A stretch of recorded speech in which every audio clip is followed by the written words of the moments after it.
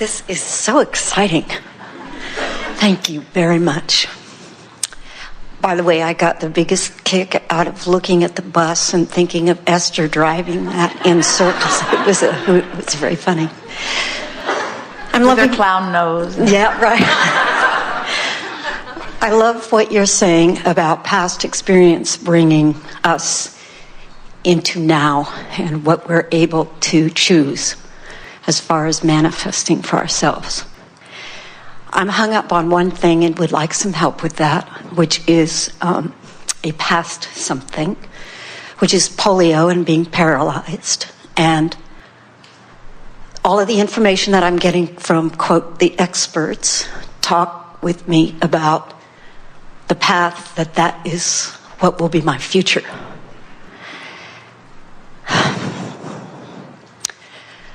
And I know because of fear that I'm creating some resistance there. And I would like to be rid of that so that I can move on. I'm also having to teach my clients. They're asking me these questions. Can we change our cellular structure? Well, yes. But there are a number of things that we want to give to you about this in order to give you a sort of basis of expectation that will serve you. If you could go to the physician every 5 or 10 minutes for the next month or so, they would find all kinds of things that you wouldn't normally find because your body is constantly cycling. You are like a veritable chemical factory producing the balances to imbalances and so forth. And so as you realize that your bodies are constantly changing, then you realize that diagnoses can change too. Usually, people do not change their thought very far from the reality of what they are living, which means when they find themselves in the middle of an experience like a disease, a dreaded disease that they don't want to have, when they find themselves in the middle of it, most people give it their undivided attention. In fact, most people offer most of their vibration in response to what they are observing. So what happens is, as you observe something through the eyes of an expert who is using all of those special lenses to look into your body, and that information that they give you is counter to what you want, it is logical that you would feel fear or strong negative emotion because the thought that is being activated in response to what you're giving your attention to is contrary to what's over here in your vibrational escrow. Now, the thing that physicians, for the most part, are not factoring in, they are scientists. They are taught to examine what is, to use what has been as the basis of what they expect for the future. But the part of it that they are leaving out is that out of the contrast is born a desire that the larger part of you is embracing. And so, without meaning to, their well-meaning in their negative diagnosis, their well-meaning negative diagnosis is often the very thing that keeps you from being able to be a vibrational match to what you are wanting. And so, you have to accept that you have this action journey, which for now is the state of your body and even the diagnosis as they've given it. That's just what is. And you can't change what is this red hot minute. It's just what is. But you have enormous flexibility in the vibrational patterning that you offer. But the vibrational patterning can't change very much if you keep looking at what is. So very logical people, scientific people say, well, please do not ask her to be delusional. Please do not ask her to look at things the way they aren't and pretend that things are different than they are, for she should face some sort of fact or reality. And we say, we would never face reality unless the reality contained everything that we are wanting to continue to replicate into the future. Because whatever you're facing, whatever you're observing, whatever you're beating the drum of is what you're activating in your vibration. And if you're activating what you don't want, you're keeping yourself from what you do want, and that is the reason that there is huge variable in who gets sick and who doesn't, and how long they're sick, and whether they are able to have a very strong disease and then shake it. It's all about this vibrational variation, which you have tremendous control over once you know that you do. So a question about that. If we create these ourselves, how as a child does that happen? Well, it's such a good question, and we certainly understand why you would ask it, because the thing that is at the bottom of that is people assume that because a child isn't speaking, that therefore the child isn't thinking, and therefore the child isn't offering a vibration, while you learn your vibrations from your environment. And so there is much that goes in your vibration. We talked about that earlier. We said, if you've got a vibration going on that is contrary to your well-being, and you don't know it, so you don't do anything about releasing the thought and turning downstream, don't worry, it will get bigger. And if you still don't do something about it, don't worry, it will get bigger. Vibrations begin even when you are in your mother's womb. Vibrations begin when you are very little. In other words, there are all kinds of vibrations that you have access to, that you pick up on. The question is, what do you do about it when you do have conscious awareness of it? And so it is not an uncommon thing at all for a powerful teacher to come forth, experience strong contrast early on, which causes them to give birth to many rockets of desire. It is one of the reasons that so much of your population triumphs when someone overcomes some great adversity. The adversity itself gives birth to stronger desire. And when you find the way, and it's a personal path that everyone must find, when you find the way to come into alignment with your more powerful than ever desire for physical wellness, the physical wellness must be. But you must disregard anything that causes you to feel that fear, because that fear is your indication that right now at least you're not doing it. Many of them are coming to understand that it is in optimism that people have more recoveries. That's why people recover from the diseases they believe there is recovery from, and they don't so much from the ones that they don't. In other words, if the doctors say we have a very good process for this, or we have a very good surgery for this, or we have very good results from this or this or this that we apply, they get much better response from their patients than on those subjects where they believe that they have no methodology to assist them, you see. We always really, really like it, and don't take this the wrong way, we know you won't, when somebody gets themselves into a corner where there is not a physical action recourse, where their only recourse is to clean up their vibration, which is really the only thing that worked anyway. They just didn't realize it. People sometimes even come to us. They're in a jam, and they want from us a statement of a more improved future.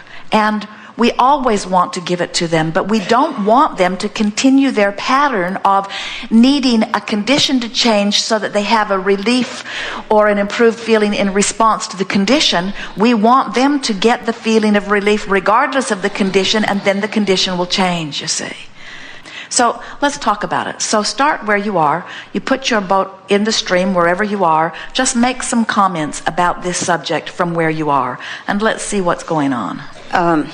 I don't want to be crippled again in my life.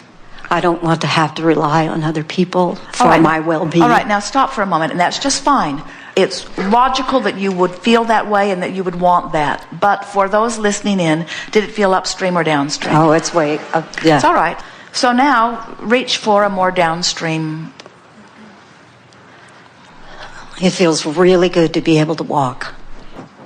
All right, well, that's downstream, but it was a little bit of a reach. In other words, start where you are. You see, here's the thing we think you're missing, and it's all right. And here's the thing that we think a lot of people are missing. So you get it that a negative thought doesn't serve you, and that a positive thought will serve you more. You get that? Yes. But the idea that I must now turn my negative thought into the positive thought, that's the thing that we're wanting you to understand that we're not asking you to do. We're not asking you to jump that far on the vibrational scale. We're just asking you to take the negative thought and make it feel a little less negative. The game we're playing is, we just want you to find relief now. We're not trying to cure your illness. When physicians stop looking for cures and start looking for vibrational causes, they'll find their cures. It's the vibrational cause, you see. So what we want you to do is just find relief for the sake of the relief, not for the sake of the cure. We want you to find relief for the sake of the relief, because the relief is palpable in this moment, and the relief is energy moving. You're not looking for the cure. You're not looking for the perfect action. You're not looking for the perfect thought. You're not looking for the best thought you've ever thought. All you're looking for is a soft relief from where you are. I don't want to be crippled again. I don't want to be dependent on other people. Those are pretty strong thoughts and feelings, and we don't blame you a bit. Now, make a statement with the singular intent of giving yourself a little relief in the moment. I don't know that that's where I'm headed. The doctors don't know about me specifically. They don't know about my vibrational relationship between where I am and who I want to be. They don't know what was in my vibrational escrow before I was born.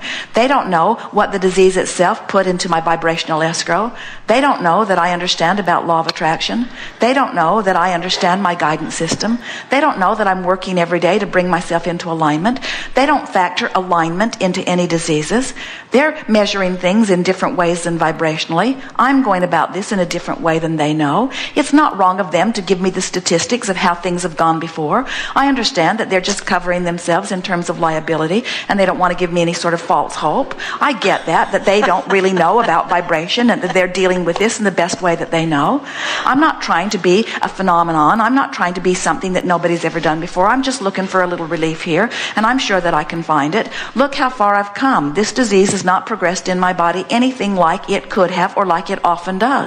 I am already different than most have been relative to this subject, and I can be different still. Everything's all right with me. I don't have to figure everything out this red hot minute. I'm doing all right. I've certainly found relief. My body knows what to do. I have trillions of cells that are all interacting within me, and the better I feel, the more they are able to cope with whatever they are coping with, and my body is serving me very well. There is no reason for me to take the most negative scenario and place it in front of myself and torture myself with it, and that's what I've just been doing. I'm not even crippled. I'm walking just fine. None of that is part of my experience, and yet I'm taking this negative what if because someone's afraid to give me hope, and I'm amplifying it, giving myself full view of it, and of course I'm feeling fear. My guidance system is alive and well. I think I'm doing extremely well. You gave me the words. You're wonderful. Thank you. And then don't worry about it if the fear comes up again. In other words, just talk it down. Just soothe it down. Take the emotional journey first. The emotional journey means I seek relief first. And what that means is my vibration shift. And what that means is my body comes into alignment. And what that means is I get the results later on. But because I can't see the results right now, does that mean I should hold myself apart from all of that? Yeah, I have. Yeah. Very good. I'm so glad I bought the CD. Thank you very much. Well, we don't want it to be that complicated. We don't want you to mimic our words, because our words are not magic. We were just feeling around. It was just a crapshoot for us too. We were just feeling around for anything that we could feel, and we just rambled and rambled and rambled and rambled and rambled with the idea of making you feel better until we felt something click within you, and then when we felt a little opening, we really went for it. And that's all your work is, you see. So that I can do with myself. I mean, I do have a tendency to stay stuck and get very most people do, repetitive. But it's because you're overthinking it and you're looking at the reality. Say to your doctor, you are scaring me to death. I have. And then say, got any positive things to say? And if your doctor says, well, that's usually not the way this goes, then say, could we talk about something else? Say to him, I think I could help you cure me if you'd stop scaring the life out of me. Thank you. Thank you. Yeah. Say to him, I can tell that my body wants to be well because it calls me toward wellness all the time. And I get bipping along and I get on these optimistic jags and I get feeling better and better, and I swear I can feel the response of it in my body. And then it's time to come back and have another chat with you. Yes. And then I have days and days and days where I'm gripped by fear, and then my symptoms begin to support the fear that I'm gripped by. I can feel an absolute correlation between the emotion of this disease and the reality of this disease. And so, doctor, I love you dearly and keep giving me the drugs, but I'm going somewhere else for my highs. Yeah.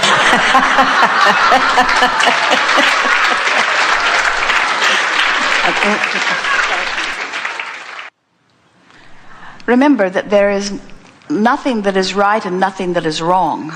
And nothing that we're trying to talk you out of, and nothing that we're encouraging you to do.